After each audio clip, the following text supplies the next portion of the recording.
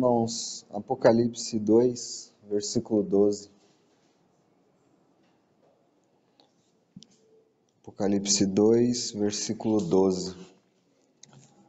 Ao anjo da igreja em Pérgamo, escreve: Estas coisas diz aquele que tem a espada afiada de 2 gumes. Conheço o lugar em que habitas, onde está o trono de Satanás, e que conservas o meu nome e não negaste a minha fé. Ainda nos dias de Antipas, minha testemunha, meu fiel, o qual foi morto entre vós, onde Satanás habita. Tenho todavia contra ti algumas coisas, pois que tens aí os que sustentam a doutrina de Balaão, o qual ensinava a Balaque a armar ciladas diante dos filhos de Israel, para comerem coisas sacrificadas aos ídolos e praticarem a prostituição. Outros sim, também tu tens os que da mesma forma sustentam a doutrina dos nicolaítas. Portanto, arrepende-te, senão venho a ti sem demora, e contra eles pelejarei com a espada da minha boca. Quem tem ouvidos, ouça o que o Espírito diz às igrejas. Ao vencedor, dar-lhe-ei o maná escondido, bem como lhe darei uma pedrinha branca, e sobre essa pedrinha é escrito um nome novo, o qual ninguém conhece, exceto aquele que o recebe. Senhor, nós te agradecemos muito por tua palavra, por termos o privilégio de ler. Ó Senhor, ajuda-nos nesta noite. Ajuda a mim a transmitir a tua palavra, Senhor, em verdade. Ó Senhor, tem misericórdia de cada um de nós. Te suplicamos, Senhor, em nome de Jesus. Amém. Irmãos, nós vamos prosseguir então no estudo que estamos fazendo. Chegamos à terceira igreja desta carta, deste livro de Apocalipse. São 7 igrejas. Nós já vimos Éfeso, já vimos Esmirna e agora estamos em Pérgamo. Nós vimos que estas cartas são o julgamento do Senhor começando por sua casa. A hora de começar o julgamento começa pela casa de Deus. A grande casa que se tornou. Aqui inclui verdadeiros e falsos cristãos, porque nós vemos aqui na carta que acabamos de ler a Pérgamo, os que sustentam a doutrina dos nicolaítas, os que sustentam a doutrina de Balaão. Então nós temos aqui mais do que verdadeiros crentes. O que nós vimos que aconteceria naquelas parábolas de Mateus 13, joio com trigo, fermento sendo jogado na massa e levedando tudo. E o Senhor então é visto no livro de Apocalipse, inicialmente andando no meio dos 7 candeeiros, em glória, para julgar a sua casa. Nós vimos que o primeiro julgamento que ele faz sobre a igreja de Éfeso, ele diz: tenho porém contra ti que abandonaste o teu primeiro amor. E assim começou a decadência da igreja. De toda a igreja começou assim, por perder o amor. Nós vemos então na carta a Éfeso, que era o primeiro estágio da igreja, que o amor havia sido perdido. E nós vamos ver que em Laodiceia o Senhor já está a ponto de vomitar da sua boca a igreja. Na reunião passada nós vimos Esmirna. Se o amor havia esfriado, o Senhor teve que levantar ventos, perseguições, para que o amor fosse reavivado. Então, por meio das perseguições que tiveram naquela época de Esmirna, a fidelidade, somente os crentes verdadeiros é que permaneceram. E a fidelidade foi vista. Nós vimos na reunião passada que aquele tempo de Esmirna, ele diz respeito àquele tempo terrível em que nossos irmãos eram colocados no Coliseu para serem comidos pelas feras. Nossos irmãos eram amarrados em postes e queimados vivos para servir de iluminação para as cidades. As casas eram confiscadas, os bens eram confiscados, havia prêmios para aqueles que denunciavam cristãos. Mas o tempo passou, irmãos, e nós chegamos a Pérgamo. Eu coloquei aí na lousa uma data, de 313 aproximadamente até 580. Porque nós temos dito que no estudo, estas 7 igrejas existiram e eram reais, e existiram juntas. Mas todo o livro de Apocalipse é profético, então nós conseguimos ver a história da igreja se desenvolvendo. A primeira igreja, Éfeso, é logo depois da morte dos apóstolos. A segunda, o tempo ali, segundo, terceiro século, de grandes perseguições. E agora, quarto, quinto século, nessa igreja de Pérgamo. Quarto, quinto, até um pouquinho do sexto século Pérgamo. Porque o que está aí na tela, na lousa, 313 a 580, é aproximado, tá, irmãos? Por isso que tem um mais ou menos, é aproximado. Mas nessa época aí, Satanás havia perseguido a igreja por meio dos imperadores, por meio dos falsos judeus, da sinagoga de Satanás. Ele havia perseguido em Esmirna. E quanto mais perseguiam os cristãos, mais fiéis eles eram, mais firmes ficavam e mais se multiplicavam. Então Satanás mudou a estratégia. Se era perseguição e nada acontecia, agora eu não vou mais persegui-los, eu vou mudar a estratégia. E foi exatamente isso que aconteceu neste período. Neste período, um imperador chamado Constantino assumiu o Império Romano.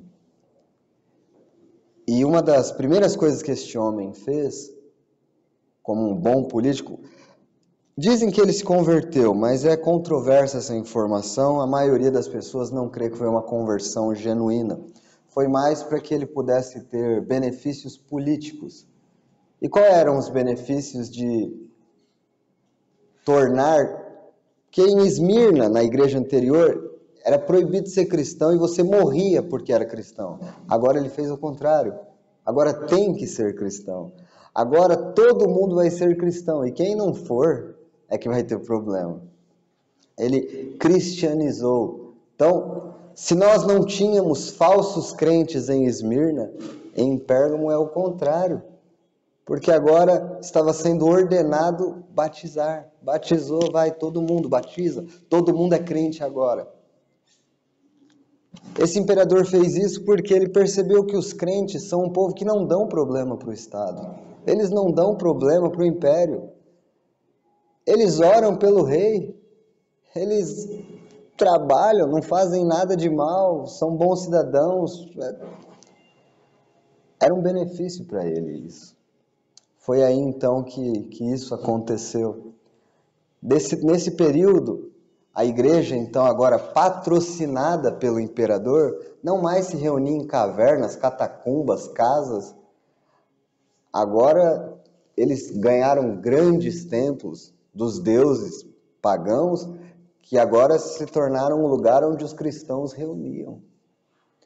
Os bispos que antes eram perseguidos, agora eles estão chamados pelo imperador para dar conselhos a ele. Mudou a posição da igreja. A igreja que era perseguida agora está elevada e casada com o mundo, que é o tema da nossa mensagem. Pérgamo, elevada e casada com o mundo. E isso é o que o nome significa. O nome Pérgamo significa isso. Elevação e duplo casamento, ou casamento, né? Bom, essas são as informações históricas que, não bem curtas e resumidas, mas que são importantes para entender. Eles estavam sendo perseguidos, eles estavam sofrendo a espada, agora a espada está do lado dos crentes. De perseguida, passou a ser perseguidora, por meio deste imperador Constantino. Claro que no começo, depois houveram outros imperadores, o período é longo, né? Mas, tendo este pano de fundo historicamente, vamos observar os versículos, irmãos. Vocês percebem no quadro aí que tem as mesmas coisas que tem nas outras cartas. Toda carta é assim, tem a apresentação, um elogio, uma reprovação, um remédio e uma promessa, né? Vamos lá. Ao anjo da igreja em Pérgamo escreve: estas coisas diz aquele que tem a espada de 2 gumes. Como o Senhor Jesus se apresenta a esta igreja? Ele se apresenta dizendo: eu tenho Eu sou aquele que tem a espada de dois gumes. Eu escrevi aí na lousa a autoridade da sua palavra. Hebreus 4,12 diz que a palavra de Deus é viva e eficaz. Vamos ler aquele texto em Hebreus 4,12.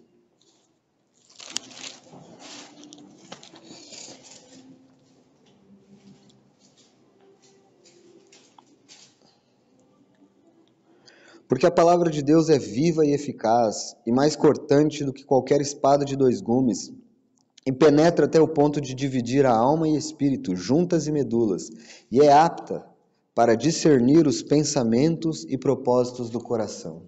Então o Senhor se apresenta assim, como aquele que tem em sua boca esta espada, que é apta para discernir tudo, todos os propósitos e intenções do coração, e ela é cortante e penetrante.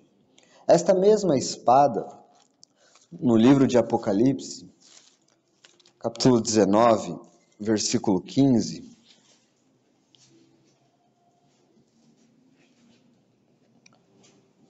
é vista saindo da sua boca para ferir as nações. Veja, sai da sua boca uma espada afiada para com ela ferir as nações. Veja o versículo 21 deste capítulo também. Os restantes foram mortos com a espada que saía da sua boca.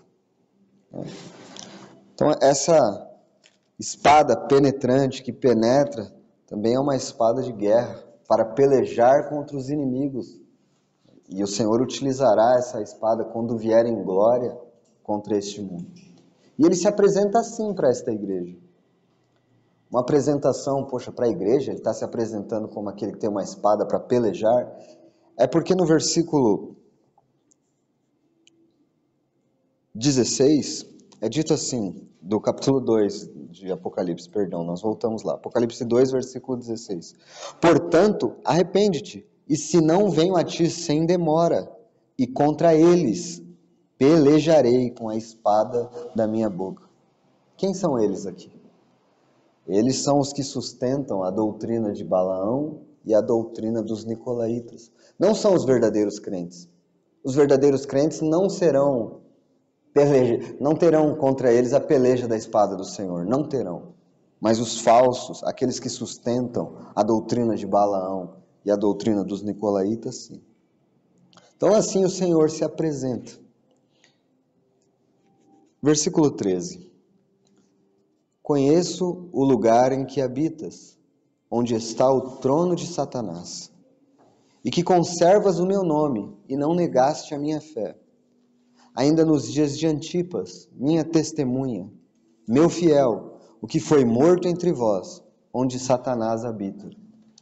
Irmãos, neste versículo curto, aparece duas vezes Satanás. O trono de Satanás e onde Satanás habita. O Senhor disse que conhecia onde aquela igreja habitava. E aí, o que o Senhor quer dizer quando Ele diz isso? Que eles habitavam onde o trono de Satanás estava. O que o Senhor quer dizer com isso? Existem explicações históricas da cidade de Pérgamo. A cidade de Pérgamo, naquela cidade, existia muitos templos pagãos de adoração. Um dos templos era, anotei o nome aqui porque eu não ia lembrar, um templo de Esculápio, um deus lá. Este deus, na sua imagem, ele segurava um bastão com uma serpente em volta deste bastão. Era um dos maiores templos, comparado ao templo de Diana dos Efésios. Paulo, quando esteve lá em Efésio, eles gritavam, salve a grande Diana dos Efésios, né? Lá nesta cidade de Pérgamo, existia este templo, deste Esculápio. Na lenda deles lá, este homem curou uma serpente. Ele virou um deus. E naquela cidade era adorado este deus. Outro fator é que lá existia um altar a Zeus, o deus grego, o deus dos deuses, Zeus. Um altar imenso naquela cidade. Esse é um outro fator. Outro fator também é que naquela cidade começou-se o culto ao imperador. Então existia culto ao imperador, o cidadão deveria adorar a César, prestar culto a César. Então os irmãos dizem, por todas estas características, este templo de Esculápio, o altar a Zeus e a adoração imposta pelo Império Romano ao imperador César, é ali onde Satanás habitava. Essas são 3 explicações. Mas o Senhor Jesus, isso é uma explicação para a época, né? Historicamente, como a igreja se associou ao mundo, como Constantino patrocinou a igreja perdeu o seu caráter celestial. Agora era uma igreja casada com o mundo. Então ela estava onde Satanás habita. Ela perdeu o seu lugar singular de ser uma igreja celestial voltada para o céu. Ela agora estava casada com o mundo, recebendo a ajuda de um imperador romano. Então ela estava ali, onde Satanás habita. O Senhor Jesus também, em João 14:30, diz, lá vem o príncipe deste mundo, e ele nada tem em mim. Então, de certa maneira, irmãos, nós também habitamos onde Satanás tem seu trono. Porque ele é o príncipe deste mundo. Em 2 Coríntios 4, versículo 4, Paulo diz que o Deus deste século cegou o entendimento dos incrédulos. Então, Satanás é o Deus deste século, o príncipe deste mundo. Aqui está o seu trono. E o Senhor começa a falar à igreja, ele diz, eu conheço onde você está. Eu sei que o local onde você se encontra não é um local fácil. E ele diz, e que conservas o meu nome e não negaste a minha fé. Este é o elogio que o Senhor faz a esta igreja. Vocês conservam o meu nome e não negam a minha fé. Apesar de agora a igreja estar casada com o Estado, eles ainda conservam o nome do Senhor e não negam a fé. Irmãos, mais ou menos nesta época, eu sei que eu estou dando bastante informações históricas, mas é importante. Nesta época, um homem chamado Ário, era um diácono de Alexandria, um homem muito inteligente, habilidoso com as palavras, ele convencia qualquer um com a sua capacidade de argumentar, ele era muito bom. E ele começou a propagar uma heresia. Ele dizia que Jesus era a primeira criatura de Deus, a mais perfeita de todas. Ele fez o universo, fez tudo, mas ele não era Deus. Ele veio, morreu, tudo, mas ele não era Deus. Ele era a primeira criatura, mais importante do universo. E aí formaram os arianos, que são os seguidores deste homem. Essa era a doutrina, principalmente com relação a Cristo, que aconteceu nesta época aqui, 300 e pouco. Então o Senhor diz aqui, não negaste a minha fé, porque nesta época, você vê aqui que está escrito aqui, ainda nos dias de Antipas, minha testemunha, nessa igreja existia um Antipas, nós não temos nenhuma informação em toda a Bíblia a respeito de Antipas, só isso. Ele só aparece aqui, Antipas. Mas o seu nome é significativo. Significa anti, contra, paz, tudo. Contra tudo. Este é o significado do nome, contra tudo. E na história, enquanto Ário promulgava essa doutrina, houve um homem que se levantou e disse, Atanásio contra o mundo. Não era o Antipas, mas pode ser uma figura deste homem. O que aconteceu, irmãos? Constantino, ele falou, olha, o império é cristão. Hoje todo mundo nasce e diz que é cristão, não é, irmão? Não é assim que é? Nasce, é da igreja católica, batiza o bebezinho, foi nessa época que também começou essas coisas, batizava o bebezinho, todo mundo é cristão. E estava tudo bom para o Império Romano, até que começou a ter esse problema, começou a ter essa briga, porque Ário dizia, Cristo não é Deus, e os outros, blasfêmia, Cristo é Deus, se Cristo não é Deus não sobra nada. E aí o imperador falou, agora o império vai ruir. Porque a religião dá uma boa sustentação para o império. Agora eles estão brigando entre eles. E aí ele chamou o primeiro concílio, um congresso mundial dos crentes na época. Chamou todo mundo lá, chamou os bispos, os mais importantes, os bispos, foi conhecido como Concílio de Nicéia. Qual era a principal questão para definição? Essas doutrinas de Ário. Ário inicialmente foi condenado como herege. E Atanásio, esse irmão, que foi depois um bispo também, ele foi um dos que liderou e argumentou contra Ário, né, e defendeu a divindade de Jesus. Ele é 100% Deus, ele é 100% homem. Defendeu isso. Mas passou o tempo e Ário foi deixado de lado, ele não podia mais congregar, foi tido como herege, né? Não era mais aceito. Mas passou o tempo, Ário era muito bom, ele era muito inteligente, ele tinha muitos conhecidos, gente importante. Ele foi ganhando estas pessoas importantes, até que de uma hora para outra, os arianos estavam em maior número e ganharam e convenceram Constantino de que a doutrina ariana que estava certa, Cristo não é Deus, não. E aí foi que falaram para Atanásio. Atanásio se levantou, ele pregava em todo lugar contra os arianos, que Cristo era Deus. Foi que falaram para ele: Atanásio, o mundo inteiro vai contra você. O imperador vai contra você. Ele falou, se o mundo vai contra a verdade, Atanásio será contra o mundo. Será Atanásio contra o mundo. E ele foi exilado 5 vezes. Foi proibido de congregar. O imperador impôs para ele o seguinte: você tem que receber os arianos na igreja, na ceia do Senhor. Ele disse, não. E aí o imperador falou, ele não vai me obedecer? O imperador entendeu agora que eles estavam sujeitos a Cristo e não às ordens dele. É muito esse exemplo desse irmão, porque às vezes a gente fala de uma coisa, a gente não capta a força disso, irmãos. Era um imperador falando que ele tinha que fazer algo a preço de sua vida, de ser exilado, de ser... E ele falando, não, é Atanásio contra o mundo inteiro.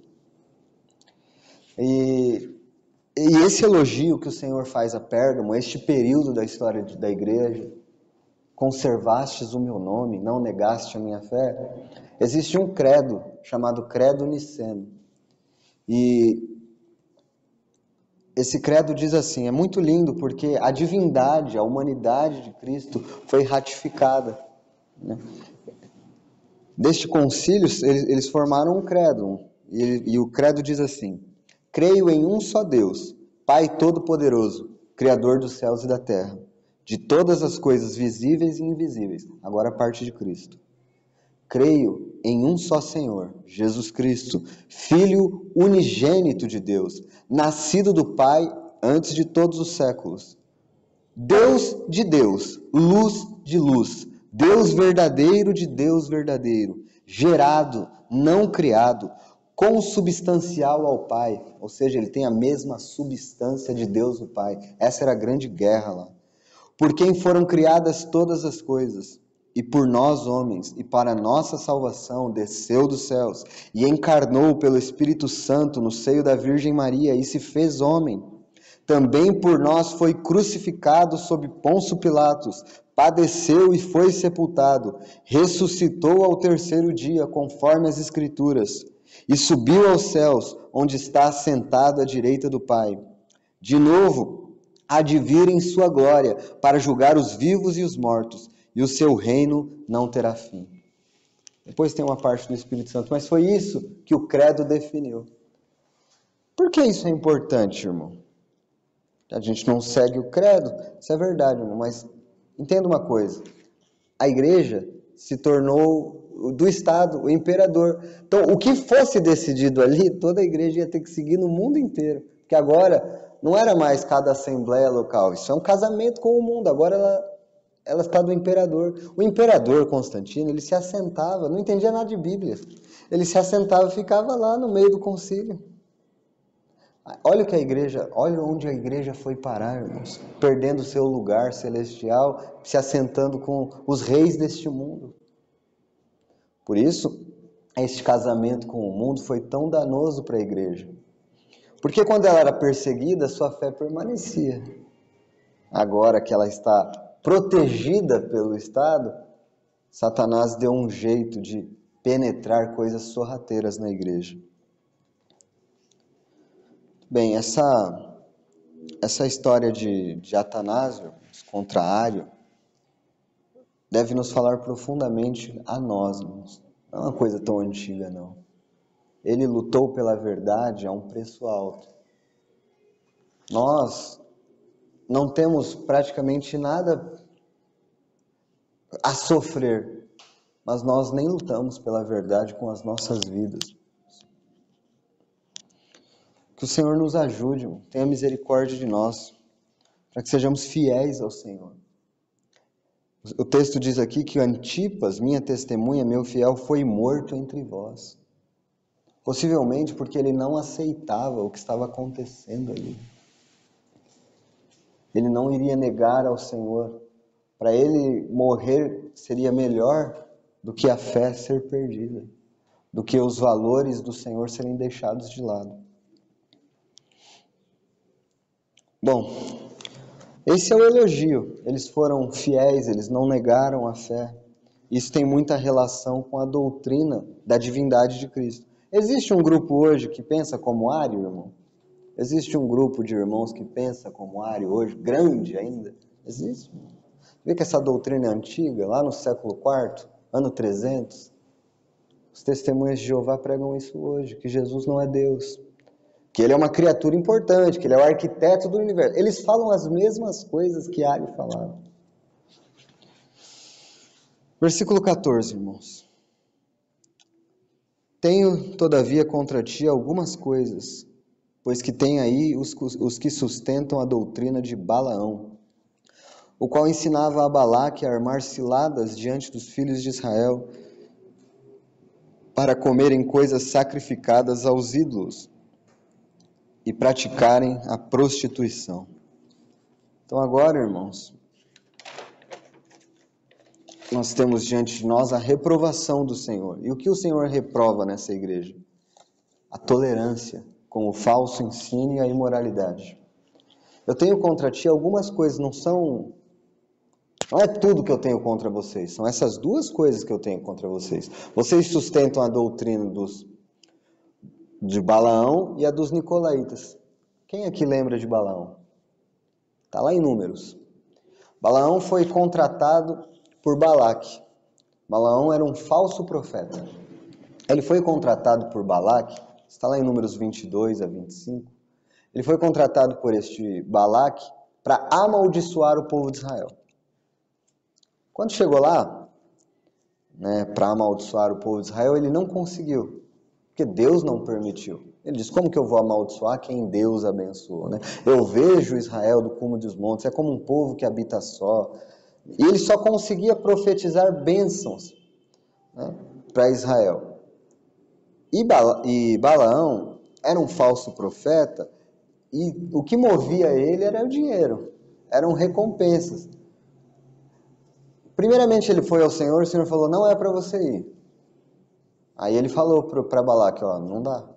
Aí, não vou. Aí vieram reis com mais honrarias, com mais presentes. Ele falou, acho que dá para ir agora. Olha o tanto de presente que tem, olha o tanto de honraria que tem. Aí ele foi mais uma vez. Mas tudo que ele tentava fazer para amaldiçoar, ele não conseguia, porque Deus não permitia. Na hora que ele ia amaldiçoar, Deus colocava as palavras na boca dele e ele abençoava. Não conseguia amaldiçoar aquele povo. Mas então, o que Balaão fez? Ele não conseguia amaldiçoar. Então ele orientou a Balaque a fazer uma outra coisa. Não dá para amaldiçoar esse povo, mas eu sei no que eles podem cair. Se vocês forem para Números 25, vocês verão o que aconteceu com Israel.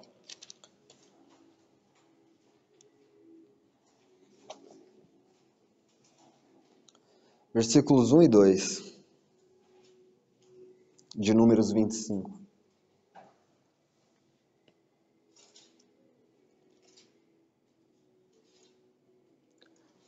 Habitando Israel em Sitim, começou o povo a prostituir-se com as filhas dos moabitas. Estas convidaram o povo aos sacrifícios dos seus deuses, e o povo comeu e inclinou-se aos deuses delas. Aqui, irmãos, o texto não diz que foi Balaão que ensinou isso, mas Apocalipse diz que foi ele que ensinou isso, né? Então nós aprendemos em Apocalipse que o que Balaão fez? Ele não conseguiu amaldiçoar o povo, mas ele ensinou como que poderia fazer cair o povo de Israel.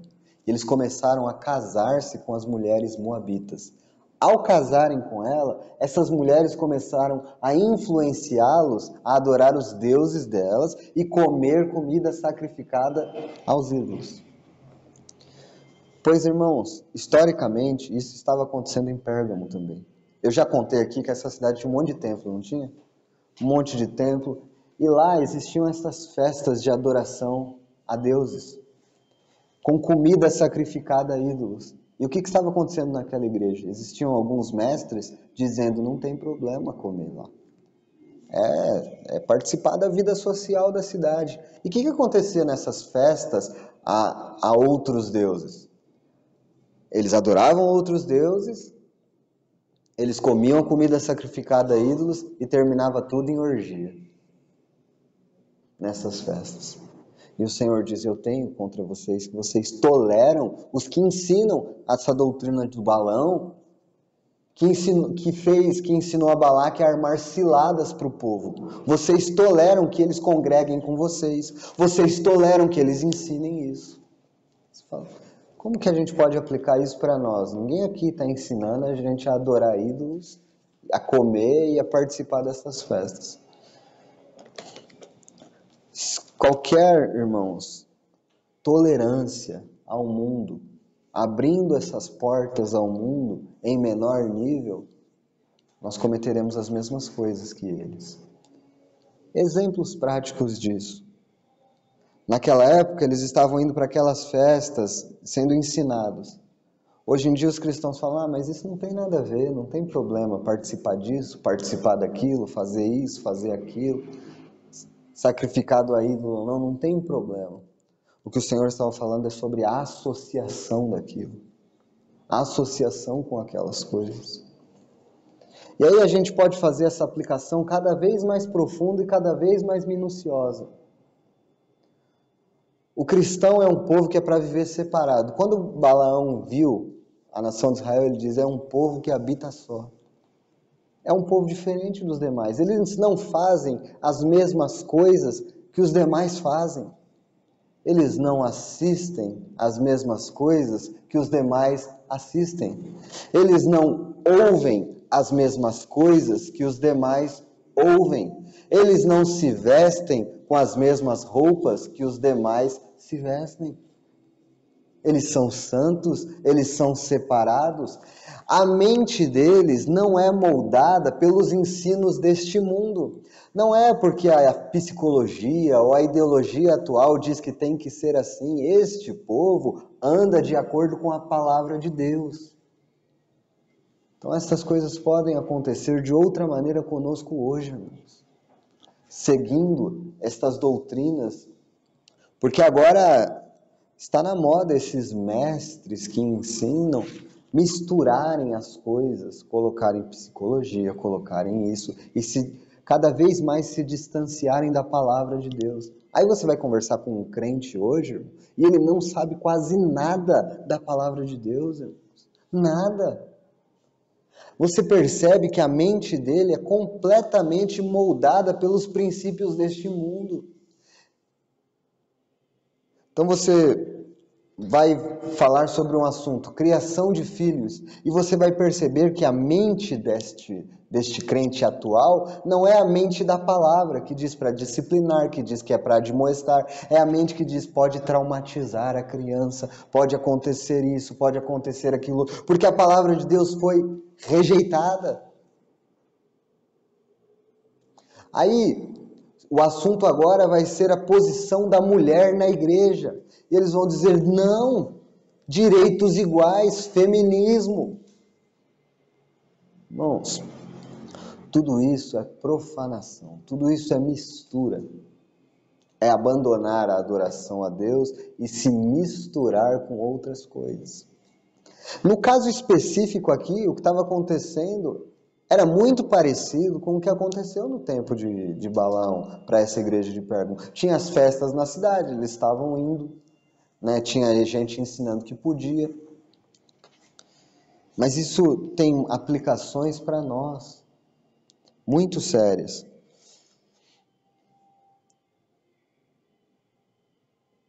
E veja que, versículo 14, né? Tenho todavia contra ti algumas coisas, pois que tens aí os que sustentam a doutrina de Balaão.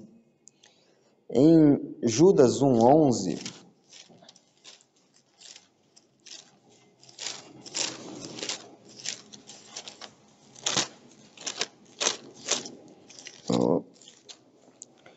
diz, ai deles, porque prosseguiram pelo caminho de Caim e movidos de ganância, se precipitaram no erro de Balaão e pereceram na revolta de Corá. Será que essa mensagem para Pérgamo é atual para quando a gente olha para a igreja hoje? Será que tem pessoas dizendo ser de Deus, se precipitando no erro de Balaão, movidos pela ganância? Claro, só olhar a cristandade hoje. O quanto que não se vive ganhando dinheiro às custas do povo de Deus, né? Em Pedro, 2 de Pedro 2,15, também é dito,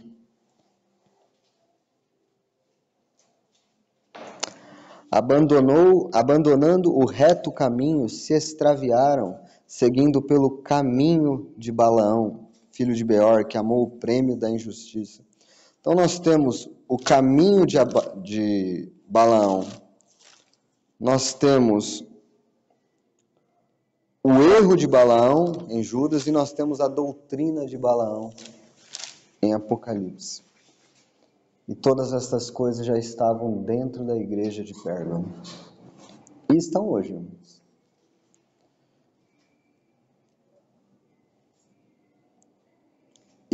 Essa adoração aos ídolos, essa associação, faziam com que eles praticassem a prostituição. E que o Senhor tenha misericórdia de todos nós que vivemos nesta época de muita prostituição e imoralidade, irmãos. Muita prostituição e imoralidade. As nossas associações, às vezes, nos levam a estas coisas. O que eu estou querendo dizer com associações? Às vezes, com quem a gente anda, as coisas que a gente vê e as coisas que a gente ouve nos levam a ter uma mente mais propícia à prostituição, à imoralidade, e que o Senhor nos livre disso. Nos livre dessas coisas e nos leve a nos arrepender destas coisas. Versículo 15. Outros sim também tu tens os que da mesma forma sustentam a doutrina dos nicolaítas. Veja o versículo 6 do capítulo 2, o que o Senhor diz para a igreja de Éfeso. Tens, contudo, a teu favor que odeias as obras dos nicolaítas, as quais eu também odeio. Para Éfeso, o Senhor diz, olha, a seu favor você odeia as obras dos nicolaítas, eu também odeio.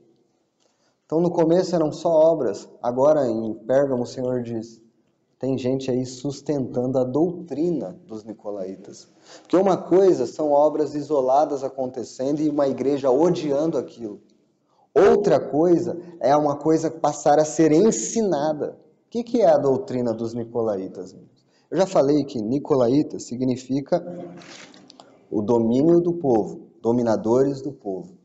Nico, que é de vitória, de dominar, e Laíta de povo, de Laos, povo, né? Então é o domínio do povo. O que começou a acontecer nessa época aqui da história, né? Os bispos começaram a ser cada vez mais importantes. Ficou cada vez mais evidenciado uma diferença entre aqueles que eram oficiais, aqueles que eram os super crentes e o povo. Nós vemos isso hoje. Nós vemos isso acontecendo hoje. O Senhor disse em Mateus 23, a ninguém chameis de rabi, de mestre, vocês são todos irmãos entre irmãos. Neste tempo a igreja começou a se perder. E claro que tinha que se perder, porque ela estava casada com o mundo agora. E a próxima igreja é Tiatira, irmãos. Tiatira é o catolicismo todo. É ali a instituição do Papa, o maior entre. O Senhor Jesus disse, a ninguém chameis de pai. E a igreja passou a ter um Papa. Alguém que era superior e mais importante do que todos os outros. Mas, nossa, isso aqui está tão longe da nossa realidade, irmão, que a gente reúne só irmãos entre irmãos, graças ao Senhor. E é por isso que nós reunimos irmãos entre irmãos. É por isso. Porque o Senhor odeia a obra dos nicolaítas. Ele odeia que os irmãos não sejam irmãos entre irmãos. Ele odeia que alguém se assenhorie das suas ovelhas. Elas são dele, ele odeia isso. Mas olhe um pouco como todo mundo pode fazer batismo nas denominações em geral? Não. Só a pessoa que isso começou nessa época. E esses fatos começaram nessa época aqui. Só quem era autorizado, oficial, pode batizar pessoas. Começou nessa época ao casamento ser oficiado por alguém autorizado também. Então alguém superior faz o casamento e dá a bênção de Deus para aquele casal. Começou nessa época também ao partir do pão só pode ser administrado por alguém também bispo desse povo aí. É assim ou não é? Não é assim que é hoje a igreja? Né? Na cristandade aí? Se você vai, não tenho pastor aqui para abençoar, eu não posso cear, mas você batizou, você é pastor, você é isso, você é aquilo, essa loucura que virou, né? E o Senhor odeia a doutrina dos nicolaítas. Porque esse é o privilégio que a igreja tem. Todos nós somos sacerdotes. Todos nós somos um reino de sacerdotes. Esse era o objetivo do Senhor. Então, eu odeio a doutrina dos nicolaítas. Eu sou um sacerdote. Eu só venho para assistir reunião. Eu estou errado também. Eu estou errado. Porque eu tenho um dom da parte do Senhor para servir. Eu sou um sacerdote para servir a Deus e para servir meus irmãos. Se eu sou apenas um espectador, eu posso não seguir a doutrina dos nicolaítas, mas eu posso até concordar, porque eu não faço nada, então deixa alguém dominar e fazer tudo. Não que os irmãos que servem queiram fazer tudo ou dominar. Eles apenas estão fazendo. Todos têm que servir ao Senhor. E veja, quando eu digo aqui da doutrina dos nicolaítas, eu estou falando de alguém dominar sobre o povo, exercer controle, dizer o que tem que fazer. Isso o Senhor odeia. Mas não que os dons sejam exercidos. Que um irmão que ensine, que um irmão que pastoreie. Não, isso o Senhor aprova, o Senhor distribuiu dons à igreja. O que o Senhor reprova é alguém dominar sobre a vida do outro. É alguém dizer o que o outro tem que fazer. É alguém controlar a vida. Isso o Senhor odeia, o Senhor detesta. Muito bem. Versículo 16. Portanto, arrepende-te, senão venho a ti sem demora, e contra eles pelejarei com a espada da minha boca. O que o Senhor, quando o remédio aí é arrependimento, mas arrepender-se do quê? Do que o Senhor quer que eles se arrependam? Ao ler o texto, o que lhe parece que o Senhor quer que eles se arrependam? Ele diz aí, vocês têm aí no meio de vocês quem sustente doutrina de Balaão e quem sustente doutrina de Nicolaíta. O que o Senhor quer que essa igreja faça? Senhor quer que eles expulsem esse povo daí. O Senhor quer que eles disciplinem este povo e retirem da comunhão. Aí o Senhor diz, se vocês não fizerem isso, eu vou ter que intervir. Eu vou descer e vou pelejar com a espada da minha boca. O que isso fala para nós, irmãos, sobre aquilo que a gente já vem estudando tantas vezes? Um pouco de fermento levado à massa. As coisas que a gente sempre fala, como a Assembleia deve zelar pela pureza. Porque se nós não zelarmos pela pureza, o Senhor vai vir pelejar com a espada da sua boca. Mas perceba, irmão, veja a mudança de pronome. Portanto, arrepende-te, se não venho a ti e pelejarei contra eles. Então, o Senhor vem à igreja, mas ele não vai pelejar contra os irmãos, ele vai pelejar contra esses falsos. Já disse isso aqui hoje. Mas é nossa responsabilidade zelar pela pureza, irmãos. Por isso não ceia com qualquer um, por isso não congrega com qualquer um, por isso tem que ter disciplina na casa de Deus, tem que zelar pela pureza. E é isso que o Senhor espera de Pérgamo. Mas como Pérgamo ia fazer isso, irmão? Casada com o mundo, sendo que o imperador é que tomava decisões. Como que ia fazer isso? Versículo 17, finalizando aí.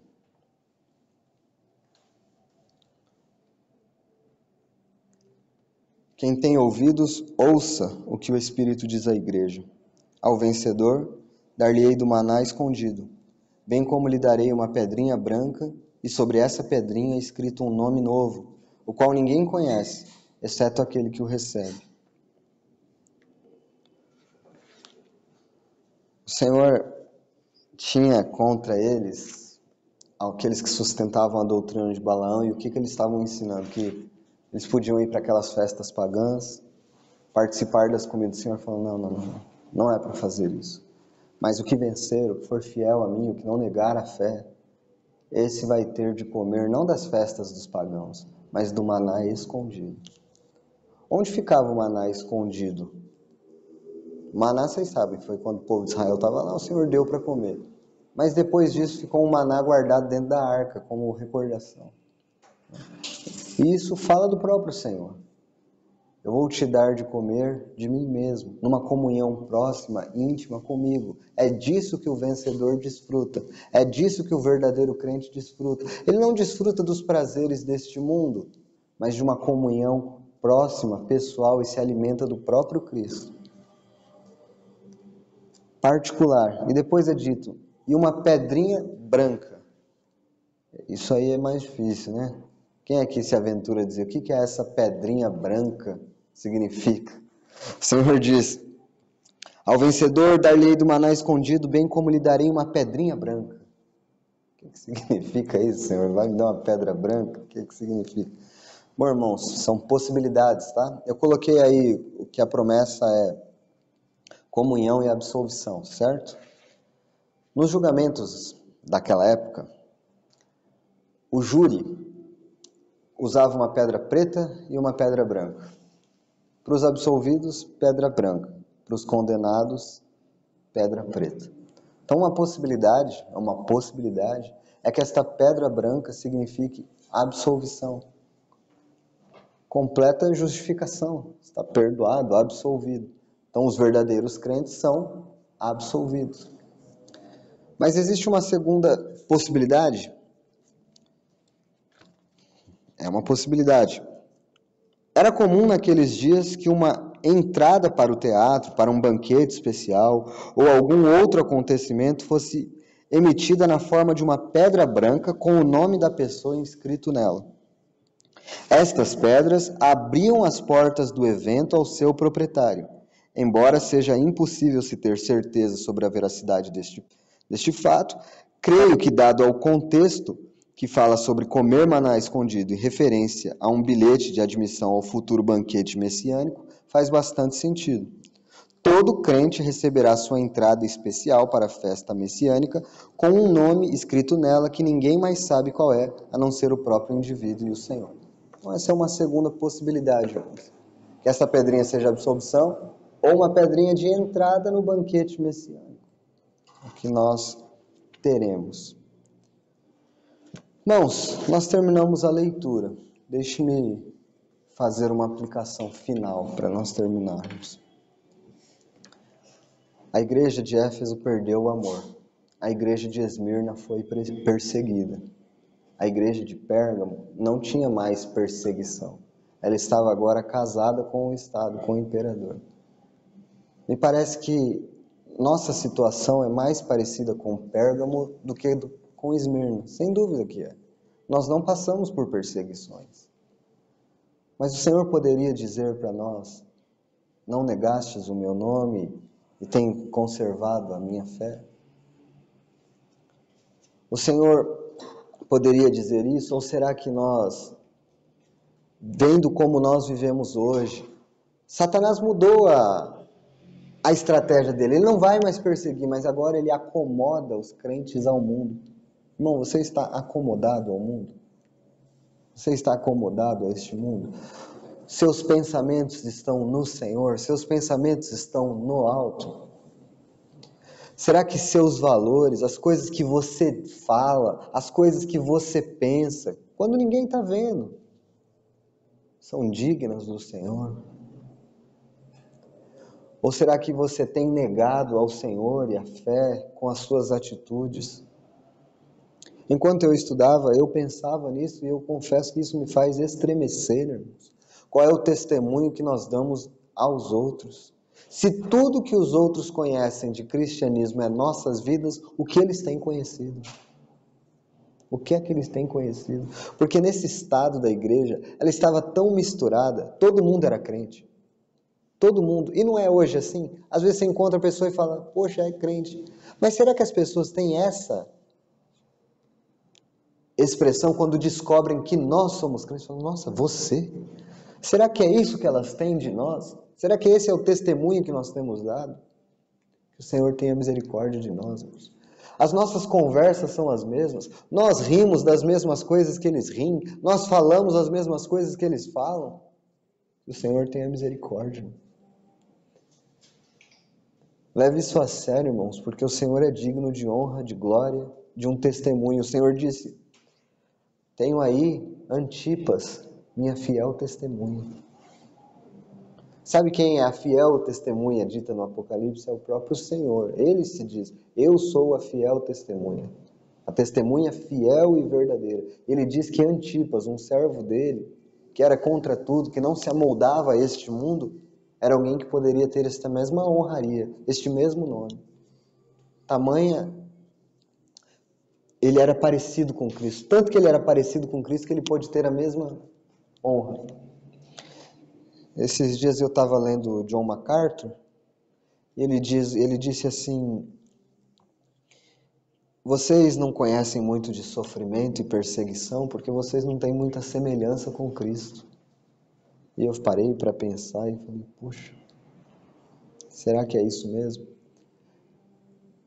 Será que eu pareço tão pouco com Cristo, que o meu testemunho é tão pouco impactante que não incomoda ninguém e por isso eu posso viver tão tranquilamente? As pessoas nem sabem quem eu sou. Será que eu estou acomodado com o mundo como a igreja de Pérgamo estava? Tranquilo neste mundo? Ou será que eu tenho sido contra tudo? Me posicionado firmemente pela verdade? Que o Senhor nos ajude. Que o Senhor nos ajude.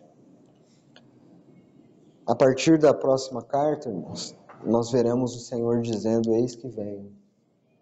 A partir das próximas quartas, eis que venho sem demora.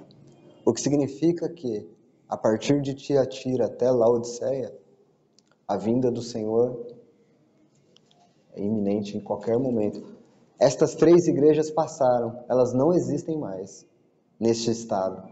Mas Tiatira, Sardes, Filadélfia e Laodiceia, elas vão existir até a vinda do Senhor, juntas, conjuntamente.